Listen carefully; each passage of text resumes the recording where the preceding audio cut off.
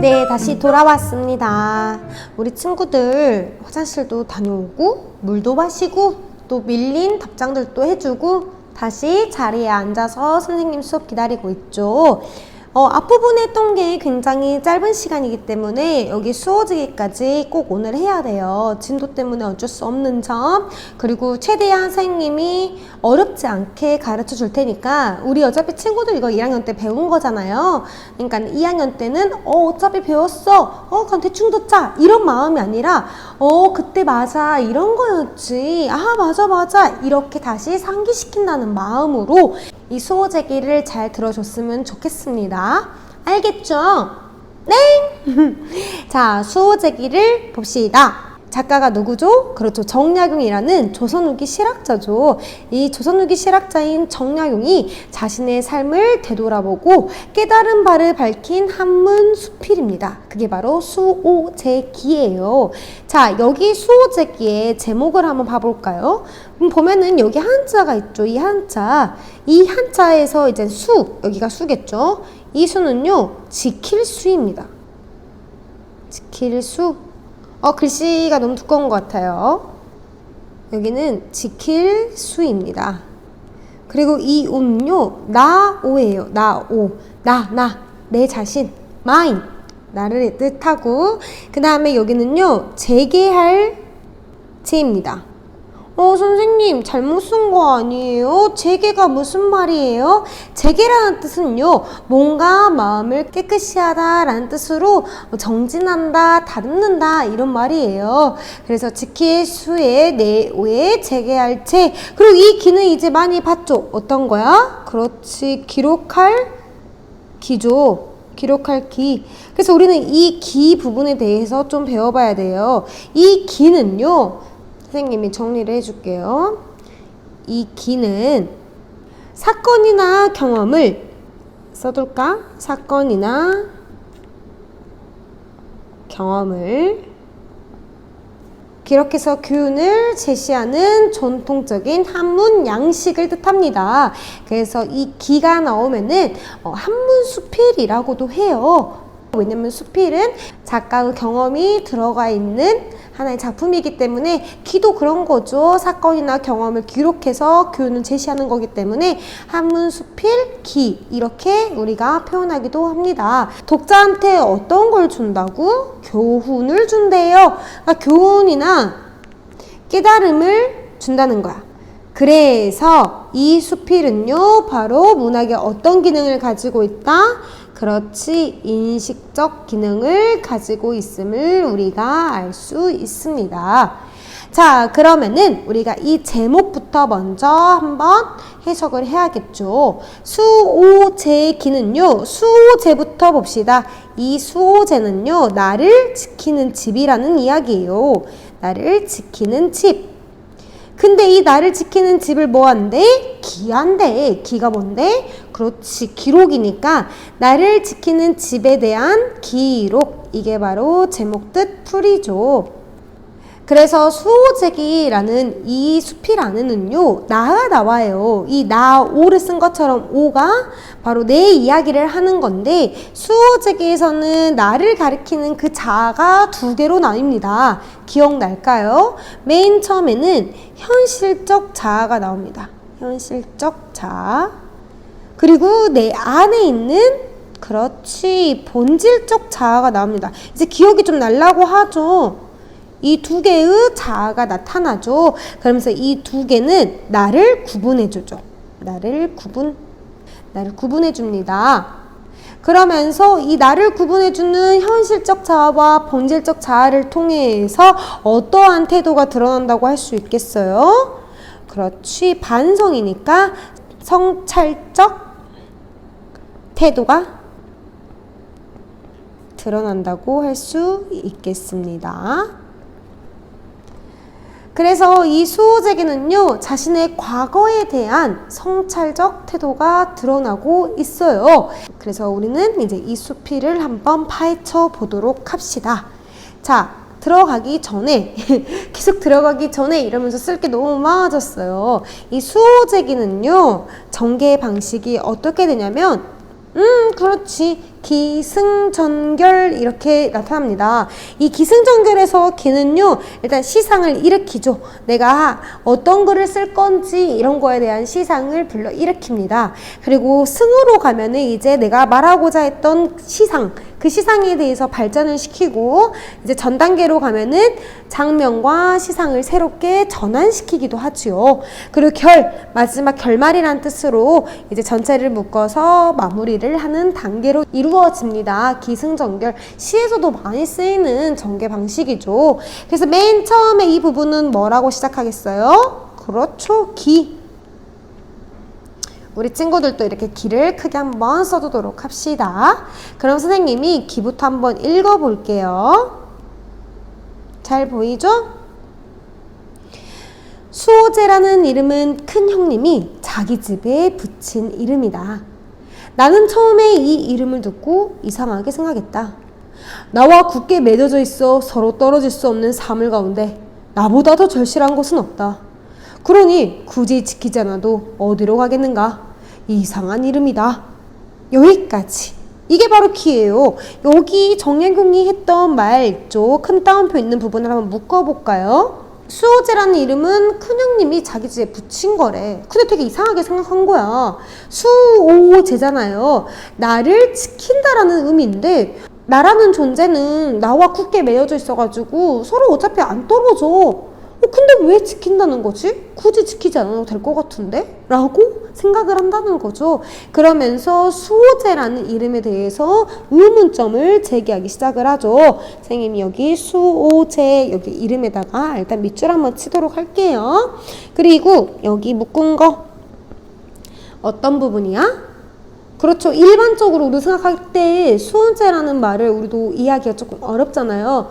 너는 너를 지켜야 돼. 약간 지금 생각하면은 무슨 말인지 알겠어 라고 하지만 그때 당시에는 어차피 나는 나와 연결이 되어 있는데 나를 왜 지켜? 라고 생각을 할 수도 있다는 거죠. 그래서 일반적인 생각으로 수호제라는 이름에 대한 의문을 지님. 그래서 이거는 독자의 관심을 유도하기 위한 거죠. 독자의 관심 유도. 마치 우리가 독자한테 질문하는 것처럼 그런 기법이 쓰인 거죠. 그래서 여기까지 정리를 하면요. 수호제라는 이름에 대해 의문을 제기함. 수호제라는 이름에 대해 의문을 제기함. 자, 그러면 그 다음은 이제 그렇지. 여기는 승이죠. 승. 내가 장기로 귀양 온 뒤에 귀양을 갔대. 어디로? 장기라는 지역으로 갔대요. 장기가 어디냐면요. 여기 아래 나와 있죠. 여기 경상북도 포항 지역의 옛 지명을 장기라고 했대. 그럼 포항 쪽으로 귀양을 간 거네. 내가 장기로 귀양 온 뒤에 혼자 지내면서 곰곰이 생각해보다가 하루는 갑자기 이 의문점에 대해 해답을 얻게 되었다. 나는 벌떡 일어나서 말했다. 천하 만물 가운데 지킬 것은 하나도 없지만 오직 나만은 지켜야 한다. 이렇게 자기가 말을 한 거죠. 그럼 이 부분은 우리가 밑줄 한번 쳐볼까요? 천하 만물 가운데 지킬 것은 하나도 없는데 나는 지켜야 한다라는 거죠. 이거는 자신이 갑자기 성찰을 통해서 얻게 된 깨달음이잖아요. 아까 이 의문점이 뭐였어요? 왜 저기다 간판에 수호제라 썼지? 뭐지? 라는 이 의문점에 해답을 얻게 되는데 그 해답이 바로 나를 지켜야 한다라는 거죠. 그래서 여기 선생님이 밑줄 그은 부분은 바로 성찰을 통해 얻은 깨달음이야. 그죠? 일단 더 읽어볼게요. 내 밭을 지고 달아날 자가 있는가? 밭은 지킬 필요가 없다. 내 집을 지고 달아날 자가 있는가? 집도 지킬 필요가 없다. 내 정원에 여러 가지 꽃나무나 과일 나무들을 뽑아갈 자가 있는가? 그 뿌리는 땅 속에 깊이 박혔다. 내 책을 훔쳐 없앨 자가 있는가? 성현의 경전이 세상에 퍼져 물이나 불처럼 흔한데 누가 감히 없앨 수 있겠는가? 내 옷이나 양식을 훔쳐서 나를 옹색하게 하겠는가? 천하에 있는 실이 모두 내가 입을 옷이며 천하에 있는 곡식이 모두 내가 먹을 양식이다. 도둑이 비록 훔쳐간대야 한두 개에 지나지 않을 테니 천하의 모든 옷과 곡식을 없앨 수 있겠는가? 그러니 천하 만물은 모두 지킬 필요가 없다. 자, 여기까지 한번 묶어볼까요? 내 밭을부터 지킬 필요가 없다. 여기까지. 자, 이 여기까지 선생님이 묶은 부분은 어떤 거야? 그렇지. 천하 만물을 지킬 필요가 없는 이유가 여기에 다 들어가 있죠. 그래서 한번 밑줄 한번 그어볼까요? 먼저 내 밭을 지고 달아날 자는 없어. 그렇기 때문에 천하 만물을 지킬 필요가 없죠. 그리고 내 정원의 여러 가지 꽃나무나 과일나무들을 뽑아갈 자도 없어. 왜냐하면 그 뿌리는 땅속에 깊이 박혀있기 때문이죠. 그리고 내 책을 훔쳐 없앨 자가 있어? 없어. 왜냐면 여기 세상에 경전이 얼마나 많은데 굳이 내 책을 훔쳐갈 리가 없다는 거죠. 그리고 내려와서 또 천하의 모든 것과 곡식을 없앨 수 있겠어? 아니, 없지.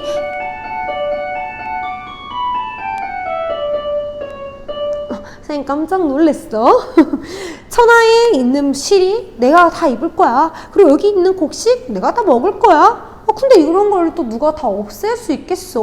못 없애지 라는 거예요. 그러면은 여기다 선생님이 번호표를 한번 붙여볼게요. 1, 2, 다음 3, 4 이렇게 붙여가지고 선생님이 여길 정리를 한번 해볼게.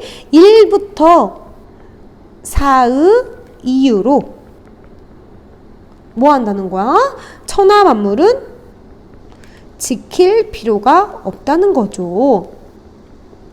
이렇게 정리를 해두면 되겠죠. 이 문단을 정리를 하면요. 나 외에 천하 만물을 지킬 필요가 없는 이유를 이야기함. 자, 그 다음 내려와서 여기 그런데도 한번 묶어봅시다. 그런데. 자, 그런데에서는 어떤 이야기를 하는지 한번 봐볼까요? 그런데 오직 나라는 것만은 잘 달아나서 드나드는데 일정한 법칙이 없다.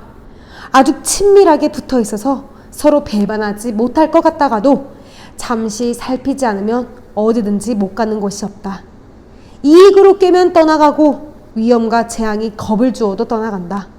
마음을 울리는 아름다운 음악 소리만 들어도 떠나가며 눈썹이 새까맣고 이가 하얀 미인의 요염한 모습만 보아도 떠나간다. 한 번 가면 돌아올 줄 몰라서 붙잡아 만류할 수가 없다. 그러니 천하에 나보다 더 잃어버리기 쉬운 것은 없다. 어찌 실과 끈으로 묶고 빗장과 자물쇠로 잠가서 나를 굳게 지키지 않겠는가. 여기까지 묶어봅시다. 자, 그럼 이 부분은 어떤 부분이야? 위에서는요, 천하 만물은 지킬 필요가 없다는 이유에 대해서 설명했어요.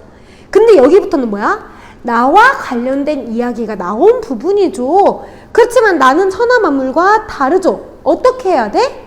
지켜줘야 된다는 거야. 한번 밑줄 한번 그어보도록 합시다. 먼저 여기 한번 밑줄 그어볼까?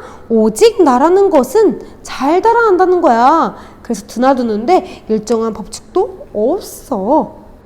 그리고 잠시 살피지 않으면 어디든지 못 가는 곳도 없죠. 그리고 이익으로 깨면 떠나가고 또 위험과 재앙에 겁을 주어도 떠나가 버려요. 마음을 울리는 아름다운 음악 소리만 들어도 떠나가 버리고 그 다음에 아름다운 하얀 미인의 요염한 모습만 봐도 떠나가 버린다는 거지. 그리고 또 한 번 가면 돌아올 줄을 몰라. 그래서 붙잡아 만류할 수가 없다고 되어 있습니다. 그렇죠? 자, 그러면은 여기를 우리가 묶었으니까 또 번호표를 한번 새겨볼까요? 자, 오직 나라는 것은 여기 하나, 그 다음에 잠시 살피지 않으면 여기, 그 다음에 이익으로 여기는요 그냥 이렇게 다 묶어버릴게. 위험, 그 다음에 재앙, 그 다음에 아름다운 음악 소리. 그냥 3이라고 생각해도 돼요. 그 다음에 하얀 미인의 요염한 모습. 이렇게 총 5가지가 나왔고, 그 다음에 여기가 4번. 한 번 가면 돌아올 줄도 모른다는 거죠. 먼저 여기 묶은 부분을 우리가 여기다 쓸까요, 선생님이? 1번부터 4번 이렇게 해서 1에서 4의 이유로 어째야 돼? 나를 지켜야 된다는 거죠. 나를 지켜야 함. 그래서 잃어버리기는 쉬워. 그죠? 잃어버리기는 쉬운데 찾기는 어렵다는 거죠. 잃어버리기는 쉬우나 돌이키기는 어려움. 이렇게 정리를 하면 되겠죠. 그 다음 다시 앞으로 잠깐 돌아와서요. 여기 한번 정리를 하고 갑시다. 오직 나라는 것만은 잘 달아나서 드나드는데 일정한 법칙이 없다. 여기가 바로 나라는 것의 특징을 한 번에 정리한 거죠. 나라는 것의 특징은 어떤 거야? 밑에 있는 거 1부터 4 다 정리를 하면은 세속적 이익과 지금 밖에 매미 엄청 많이 오는데 얘들아 들리니? 마이크 혹시 들리려나? 세속적 이익과 유혹에 쉽게 흔들려 지키기가 매우 어려움. 이렇게 정리하면 되겠죠. 나라는 것은 어떤다고요? 세속적 이익과 유혹에 쉽게 흔들려서 지키기가 매우 어렵다. 이게 바로 나라는 것의 특징이라는 겁니다. 자, 그리고 옆으로 다시 넘어와서 그 다음 페이지에서 여기 밑줄 한번 갈까요? 어찌 실과 끈으로 묶고 빗장과 자물쇠로 잠가서 나를 굳게 지키지 않겠는가? 이 부분은 어떤 거야? 내가 이제 실과 끈으로 나를 묶는 거야. 그리고 빗장으로 자물쇠 딱 잠가서 못 나가게끔 딱 막는 거지. 나를 그만큼 지켜야 한다는 각오가 되어 있는 거죠. 나를 굳게 지킬 거야. 어떻게? 빗장과 자물쇠로 잠그고 실과 끈으로 묶을 만큼 철저하게 수양하겠다는 의미죠. 그래서 여기를요. 철저하게 수양하여 나를 굳게 지켜야 함. 왜 이렇게 하지 않으면 어떻게 되는 거야? 나를 뭐 해버려? 그렇지, 잃어버린다는 거죠. 나를 잃어버리는 건 쉬운데 다시 나를 되찾는 건 굉장히 어렵다고 지금 말하고 있으니까요. 그래서 이 부분은 바로 정약용이 나를 지켜야 하는 그 이유를 깨달은 부분이죠. 나를 지켜야 하는 이유를 깨달음.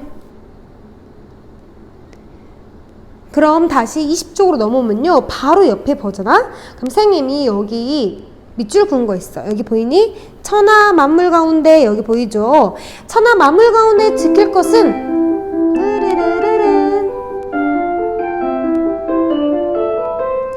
천하 만물 가운데 지킬 것은 하나도 없지만 오직 뭐는 지켜야 한다고?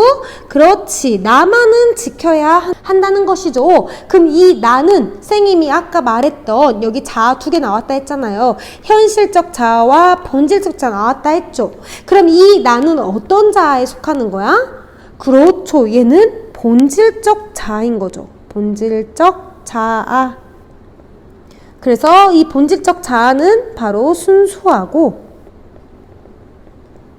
근원적인 자아인 거야. 근원적인.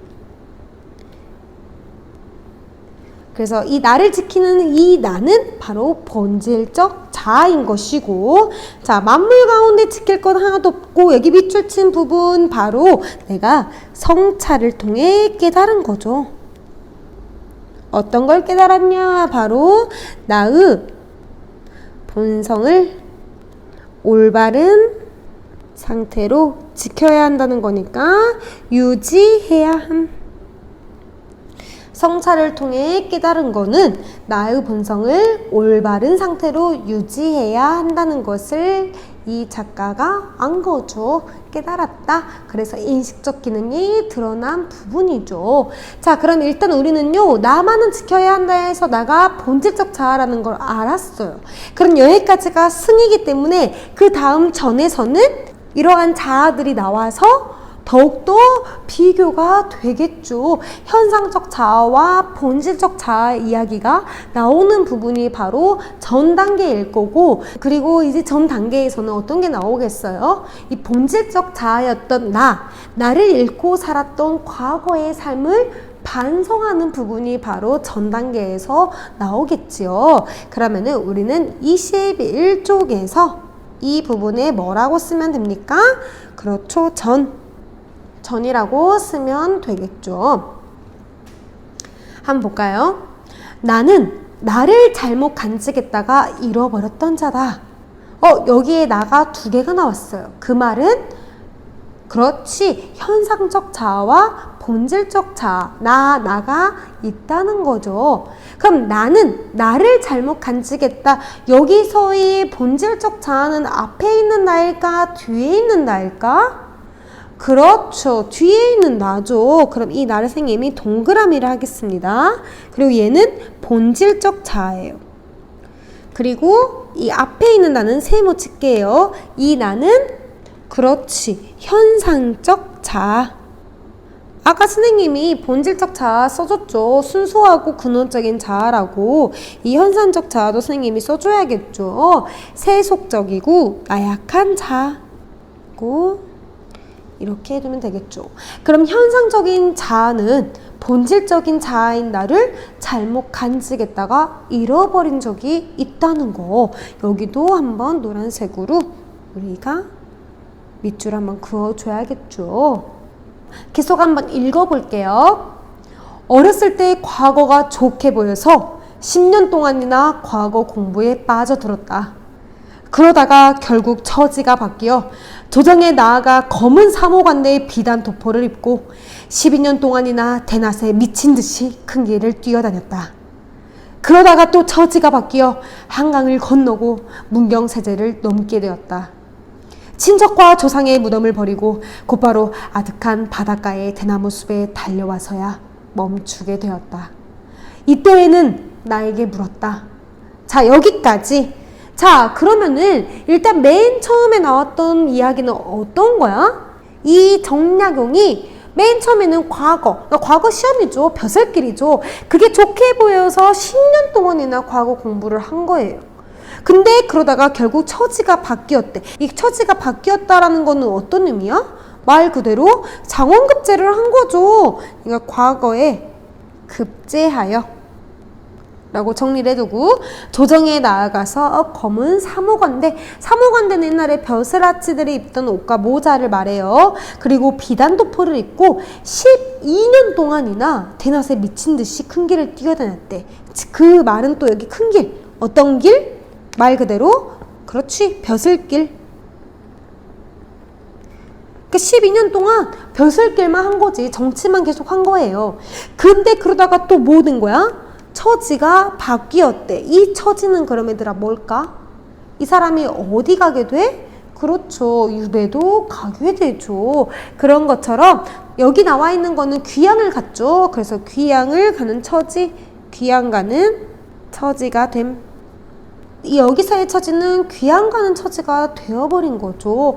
그러니까 이 처지와 이 처지는 어때더라? 다르죠. 완전히 다르지. 하나는 과거에 급제한 거고 하나는 벼슬길에서 이제 물러나게 된 처지인 거죠. 그 후에는 곧바로 어딜 가게 돼요? 아득한 바닷가에 대나무 숲에 달려와서야 멈추게 됐다는 거야. 그러면은 이제 이 사람이 이곳에 가서 본질적인 자아를 찾게 된 거죠. 이 찾게 된 곳은 어디야? 귀양 갔던 곳. 아까 저기 본문에 있었는데.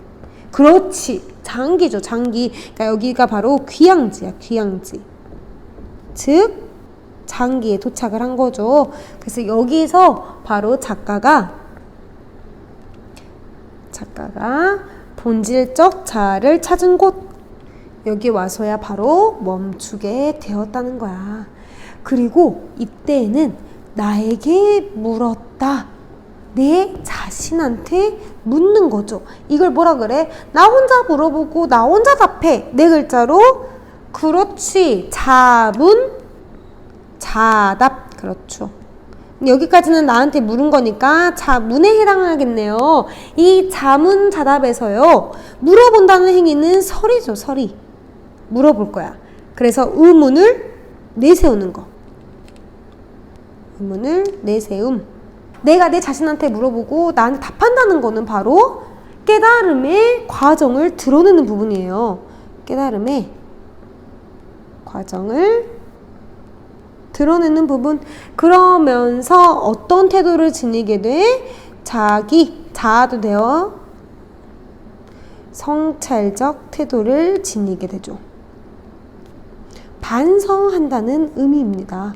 가끔 그런 거 있잖아. 우리 친구들도 선생님 자기 전에 되게 반성 많이 하거든. 아, 너 진짜 왜 그랬어? 아, 나 왜 그랬냐? 진짜 나래기야 진짜 막 이러잖아요. 이런 것처럼 내 자신한테 물음을 하고 그 물음을 답한다는 행위는 자기 성찰적인 태도가 드러나는 부분이라고 할 수 있겠죠. 알겠죠? 그리고 여기 처지가 바뀌게 되잖아요. 원래는 과거에 급제해서 벼슬길에 있다가 이 벼슬길에서 물러나게 된다는 것은 바로 여기다가 이 부분을 한번 쓰면은 본질을 잃고 어디에 치우치게 돼? 내 자신을 가꾸는 것보다 그렇지 권력에 얽매이게 되죠. 얽매여 결국 누구를 지키지 않아? 그렇지 나를 지키지 않은 것에 대한 결과 그 길로 귀향을 떠나게 되었다는 거예요. 그렇기 때문에 나를 지키지 않은 것에 대해서 후회 그리고 반성을 하겠죠. 그 뒤로 한번 넘어가 보도록 합시다. 그 다음 페이지. 이제 자기 자신한테 물어보는 거야. 한번 여기 일단 묶어볼까? 너는 무엇 때문에 여기까지 왔느냐? 여우나 도깨비에게 홀려서 끌려왔느냐? 아니면 바다 귀신이 불려서 왔는가? 네 가정과 고향이 모두 초천에 있는데 왜 그 본바닥으로 돌아가지 않느냐? 라고 누가 누구한테 이야기하는 부분이에요? 정약용한테 물어보는 부분이죠. 이런 걸 얘들아 뭐라 그래? 여기까지 묶어야 돼. 뭐야? 자신이 자신한테 물어보면서 반성하는 거. 그래서 자신을 내면 반성의 시간을 가지고 있는 부분이죠. 너 여기까지 왜 왔어? 너 홀려서 온 거야? 바다 귀신이 부른 거야? 네 가족들은 다 쫓기는데 왜 넌 여기에 있어? 라고 자기 자신한테 지금 막 혼내면서 반성하고 있는 부분이야. 그 다음 계속 읽어볼게요. 그러나 나는 끝내 멍하니 움직이지 않으며 돌아갈 줄을 몰랐다. 자, 여기 밑줄. 이 부분은 뭐야? 내가 이렇게 나를 따끔하게 혼내고 정신 차려 이거사 이렇게 하는데도 불구하고 나는 멍하니 움직이지 않으면서 가만히 있는 거. 그만큼 나를 지키기가 어렵다라는 거죠. 나를 지키는 것은 어려움. 얼굴빛을 보니 마치 얽매인 곳에 있어서 돌아가고 싶어도 돌아가지 못하는 것 같았다. 그래서 결국 붙잡아 이곳에 함께 머물렀다. 이때 둘째 형님도 나를 잃고 나를 쫓아 남의 지방으로 왔는데 역시 나를 붙잡아서 그곳에 함께 머물렀다. 여기까지. 결국 나를 어떻게 한 거야? 붙잡아서 이곳에 함께 머무르게 된 것이죠. 그 말은 이 나를 다시 되찾게 된다는 거예요. 이 얽매인 곳에 있었던 나를, 찾기 어려웠던 나를 결국 붙잡은 거지. 일로 와, 나 자식아! 이러면서 나를 되찾은 부분이죠. 되찾음. 나를 되찾음. 이때 둘째 형님이 누군지 압니까? 바로 정약전이에요. 이름 혹시 상식으로 그냥 알아두세요. 거의 비슷하죠. 정약용이나 정약전이나. 자, 그래서 나를 잃고 나를 쫓아 남의 지방으로 왔는데 그러면 여기도 밑줄 한번 그을까요? 나를 잃고 그리고 나를 쫓아 여기 나까지 나를 잃고 나. 여기까지. 자, 그럼 여기서의 앞에 있는 나는 어떤 나예요? 그렇지. 이 나는 바로 본질적 자아죠. 본질적 자아. 이 나를 잃고 결국 나를 쫓아. 이 나는 어떤 거? 현상적 자아죠.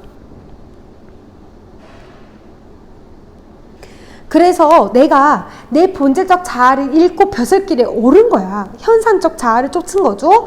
벼슬길에 올라서 남의 지방으로 왔는데 그 역시 나를 붙잡은 거야. 다시 본질적 자아를 찾았다는 말이죠. 그래서 다시 그곳에 함께 머무르게 된 거라는 거죠. 그래서 여기 부분은요. 나를 잃었어. 과거에 나는 본질적 자아죠. 본질적 자아를 잃어버렸던 그 과거의 경험을 바탕으로 나를 지키는 것은 매우 어려운 일이다. 그리고 매우 중요한 일이다라는 것에 대해서 이제 나를 지키는 중요성을 깨닫게 되었다는 부분입니다. 자, 그러면 여기를 한번 정리를 한번 해볼까요? 이 부분은요. 나를 잃은 과거의 경험을 바탕으로 나를 잃은 과거의 경험을 바탕으로 나를 지키는 일의 중요성을 깨달음. 일의 중요성을 깨닫게 되었다는 부분입니다. 자, 그럼 마지막 부분입니다. 여기에다 뭐 쓰면 되겠어, 우리 애기들? 그렇죠. 기승전결 할 때 결이죠. 이제 결말이에요. 오직 내 큰형님만 나를 잃지 않고 편안히 단정하게 수호제에 앉아 계시니 본리부터 지키는 것이 있어서 나를 잃지 않았기 때문이 아니겠는가. 그럼 여기 나오는 나는 애기들아 뭐야? 여기 나는? 그렇죠. 본질적 자아죠. 이 두 개는 본질적 자아. 큰형님만 나를 잃지 않고 수호제에 가만히 앉아서 나를 지키고 있었다라는 거죠. 알겠죠? 이게 바로 큰형님이 그 거실에 수호제라고 이름 붙인 까닭일 것이다. 자기 밑줄 한번 갑시다. 수호제라고 이름 붙인 까닭. 이제 알겠죠? 큰형님은 언제나 말씀하셨다. 이게 아래. 아버님께서 내게 태연이라고 자를 지어주셔서 나는 오로지 내 태연을 지키려고 했다네. 그래서 내 거실에다가 그렇게 이름을 붙인 거지. 자, 여기서 태연 나오죠. 태현이라는 거는 여기 옆에 봐봐. 눈에 보이지 않는 우주의 본질을 뜻한데 그러면 큰형님이 내 태연을 지키려고 했다는 것은 어떤 거예요? 그렇지. 내 태연. 여기서는 큰형님의 본질적 자아인 거죠. 본질적 자아. 그래서 큰형님은 자신의 본질적 자아를 지키기 위해서 노력한 거예요. 그리고 밑에 한번 읽어볼까요? 밑에 문장 하나 남았죠? 하지만 이것은 핑계다. 맹자가 말씀하시기를 무엇을 지키는 것이 큰가? 몸을 지키는 것이 크다. 라고 했으니 이 말씀이 진실이다. 내가 스스로 말한 내용을 써서 큰형님께 보이고 수호제의 기로 삼는다. 자, 여기까지. 자, 우리가 뭘 체크를 해야 되냐면요. 먼저 여기 핑계 대지 마. 여기 핑계. 여기서의 핑계는 어떤 거야? 형님이 이렇게 그냥 말을 한 거야. 나는 그냥 아버님께서 태연이라는 자를 주셔서 그걸 지키려고 했을 것 뿐이야. 라고 말했어. 그러니까 정혜경은 자기는 나를 잃어버린 사람이잖아. 그리고 겨우 나를 찾았던 사람이야. 이런 사람에게 큰형님의 저러한 말은 어떻게 들리는 거야? 아, 진짜 겸손하다. 이렇게 들린다는 거죠. 자랑치지도 않고 과하지도 않으면서 자기의 딱 그 수준에 맞는 대답을 하는 것. 그건 바로 겸손한 태도인 거죠. 큰형님이 자신의 나를 지킨 것에 대해서 어떻게 말하는 거야? 겸손하게 표현한 것을 바로 핑계라고 얘기하고 있어요. 근데 핑계는 우리가 긍정적이야, 부정적이야? 부정적일 때 많이 쓰이죠. 그러므로 이 겸손하게 표현한다는 것을 핑계라고 말했다는 거는 무슨 표현이 쓰인 거? 그렇지. 반어적 표현이 쓰인 거죠. 자, 이 핑계 밑에다가 선생님이 정리를 한번 해볼게요. 큰 형님이 자신을 나. 일단 한자에 써줄까? 나를 지키는 것에 대해 어떻게 말한 거? 겸손하게 말한 거. 겸손하게 표현한 것을 일컬음. 그래서 이거는 바로 무슨 표현? 그렇지, 반어적 표현이라는 거예요. 반어적 표현. 그러면서 핑계대지 마 라고 말한 거는 겸손한 형의 태도에 대해서 칭찬해주고 싶다라는 거죠. 그리고 또 누가 말해? 맹자가 말씀하시기를 이러면서 뭐를 가져왔어 얘기들아? 큰 따옴표 이렇게 가지고 왔죠. 이런 것처럼 맹자의 말을 뭐 한 거야? 그렇지, 인용했죠. 여기는요, 맹자의 말을 가지고 온 거죠. 맹자가 했던 말을 가지고 와서 자신의 주장을 강화했죠. 주장을 강화. 그래서 이 말씀이 바로 진실이라는 겁니다. 그리고 여기 내가부터 한번 묶어볼까? 묶어서 밑줄 한번 그을게요. 내가 스스로 말한 내용을 써서 큰형님께 보이고 수호제의 기로 삼는다. 여기까지. 그래서 이 부분은 바로 이 글을 쓴 이유죠. 그래서 이 글의 창작 동기 이렇게 정리하면 됩니다. 그리고 여기 부분에 대해서 정리를 하자면 수호제기를 쓰게 된 내력을 밝힘. 이렇게 정리를 해두면 끝이 납니다. 별로 어렵지 않죠? 기억이 다 나버렸죠. 자, 그래서 기승전결 이렇게 우리가 4개로 끊어서 배워봤어요. 그러면은 기승전결 이걸 한번 정리를 해야겠죠. 이 부분은 바로 옆에 있는 학습활동에다 쓰도록 합시다.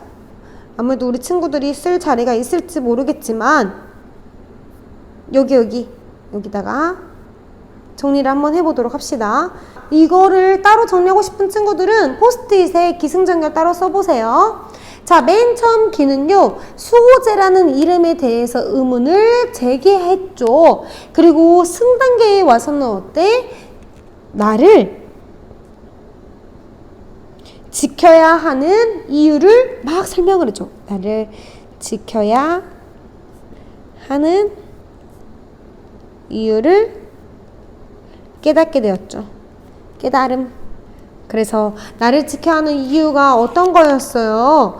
오직 나라는 것은 어때? 세속적 이익이나 유혹에 쉽게 당한다는 거죠. 그래서 쉽게 흔들리기도 해서 이거를 지키기가 매우 어렵기 때문에 나를 지켜야 한다. 이 부분이 바로 승단계에 있었고, 저는 바로 나를 벼슬길에 있었던 12년 동안 잊고 살았죠. 그래서 잃고 살았던 과거의 삶을 반성하였다. 그 다음 마지막 결에 와서는 내가 이 글 수오 제기를 쓰게 된 창작 동기죠. 내력을 밝힘. 이렇게 정리를 해두면 바로 기승전결 이 구조에 따라서 우리가 각 단계마다 어떤 이야기를 하고 있는지를 정리해 볼 수 있었습니다. 그렇죠? 네! 그리고 여기에 온 김에 그냥 바로 2 한번 해봅시다. 2. 문학의 인식적 기능. 여기 2번.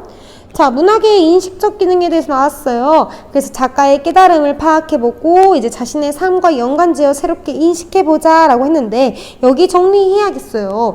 이 작품에 나타난 나의 2가지 의미 어떤 게 나왔어? 현상적 자아랑 그 다음에 본질적 자아가 나왔죠. 본질적 자아. 그래서 현상적 자아는 어때요? 상황이나 먼저 쓸까요? 상황이나 환경 그리고 현실적 조건에 따라 수시로 변하는 자아. 그리고 본질적 자아는 어떠한 환경 속에서도 서로가 다르죠. 어떠한 변하거나 흔들리지 않는 자아. 이렇게 정리를 해보면 되겠습니다. 그래서 우리 친구들은 이 현상적 자아와 본질적 자아, 이 자아 두 가지가 나와서 나를 구분했고 성차적인 태도가 드러나는 부분이다 라고 알고 있으면 됩니다. 또 이 작품에 제시된 뭐가 나왔어? 천하 만물과 나를 이렇게 비교를 했잖아요. 이 특성을 근거로 작가가 다음처럼 말한 이유를 생각해 봅시다. 천하 만물 가운데 지킬 것은 하나도 없지만 오직 나만은 지켜야 한다 이렇게 말했어요. 왜? 천하 만물은요 밭이나 집은 지고 달아날 자가 없어. 그리고 선생님이 또 뭐라 그랬어? 두 번째로 그렇지. 정원의 꽃나무나 과일나무들을 뽑아갈 자도 없고 또 세 번째로 그렇지. 내 책을 훔쳐갈 사람도 없어요. 그리고 네 번째로 천하의 모든 옷과 곡식을 없앨 수도 없기 때문이다. 그래서 선생님이 20페이지에 1번부터 4 이렇게 해가지고 천하 만물을 지킬 필요가 없는 이유 이렇게 정리해 줬거든요. 우리 친구들은 여기다가 정리를 하세요. 그리고 두 번째 나를 봅시다. 나를 지켜야 하는 이유죠. 여기는 1번 잘 달아나서 드나드는데 뭐 일정한 법칙이 없어. 그러니까 쉽게 나갔다가 쉽게 돌아오지 않는다는 거야. 그죠? 그리고 두 번째는요. 잠시 살피지 않으면 어디든지 못 가는 곳도 없어요. 그리고 세 번째로 뭐 이익이나 위험, 재앙, 음악 소리 그리고 미인의 요염한 모습만 봐도 유혹에 막 흔들린다는 거야. 그리고 네 번째로 한 번 가면 돌아올 줄을 몰라서 붙잡아 만류할 수가 없다라는 거죠. 그렇기 때문에 어째야 돼? 지켜야 돼? 안 지켜야 돼? 지켜야 된다는 거죠. 굳게 지켜야 한다 라는 거예요. 그래서 여기다 쓰면은 여기 2번까지 우리가 정리가 되죠. 그죠? 네! 그래서 마지막으로 이제 핵심 정리만 하고 끝내보도록 하겠습니다. 어디다가 쓸까요? 여기다 쓸까요? 좀 흰색 빈데? 여기다 쓸게요, 선생님이. 선생님은 21쪽 윗부분에 쓰도록 하겠습니다. 자, 이거 수호제기를 우리가 정리를 해봐야 되죠. 수호제기. 갈래. 선생님 뭐라 그랬어요? 이거는 한문 수필이면서 뭐라고 하기도 한다고? 자신의 경험, 사건 기록해서 교훈 주는 거, 깨달음 주는 거. 그렇지. 기. 그래서 기록할 기자를 쓴다. 독자의 교훈이나 깨달음을 제시하기 때문에 어떤 기능을 가지고 있다? 그렇지. 인식적 기능을 가지고 있다라는 거죠. 그 다음에 성격은요. 반성합니다. 그렇지. 성찰적.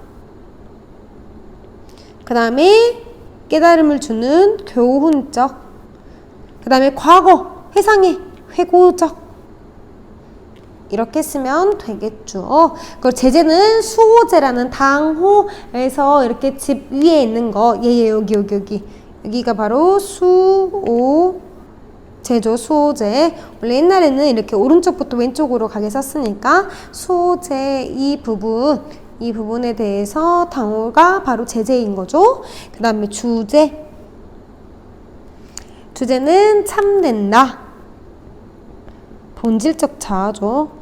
참된 나, 즉 본래의 나를 지키는 일의 중요성. 이게 바로 주제가 됩니다. 그럼 특징을 한번 정리해 볼까요? 자, 특징 첫 번째 어떤 거? 전통적인 한문 양식인 어떤 양식? 그렇지, 기록한다는 거죠. 기의 형식을 취하고 있음. 그 다음 두 번째 어떤 거? 자문자답을 통해 성찰의 과정을 보여줌. 자문자답을 통해 성찰의 과정을 보여주고 있고, 그리고 세 번째 뭐에서 출발했어? 맨 처음은 왜 수호제라는 이름을 새겼을까? 나를 지키는 게 뭐가 어렵다고? 나를 지켜야 돼? 나랑은 같이 붙어있는데? 라고 생각하는 의문이죠. 그래서 의문에서 출발하여 깨달음을 얻어가는 과정을 통해 독자의 공감을 유도하고 있다. 독자의 공감을 유도함. 우리 친구들 보이려나? 유도함. 선생님 한번 읽어줄게. 의문에서 출발하여 깨달음을 얻어가는 과정을 통해 독자의 공감을 유도함. 이렇게. 그 다음에 네 번째. 선생님 너무 많은 거 아니에요? 좀만 참으세요. 네 번째. 현상적 자아와 그 다음 본질적 자아를 구분하였다. 그 다음 또 예시와 맹자의 말을 뭐 했다고? 그렇지. 인용. 그래서 인용을 통해 이 글의 설득력을 높였다. 진짜 마지막 마지막 특징. 자신의 과거에 대한 글씨가 안 이뻐지고 있어. 과거에 대한 성찰적 태도가 드러남. 이렇게 정리하면 끝이 납니다. 그래서 특징이 좀 많이 길지만 우리 친구들 잘 써줬으면 좋겠습니다. 그래서 작가 다산은 이제 정약용이죠.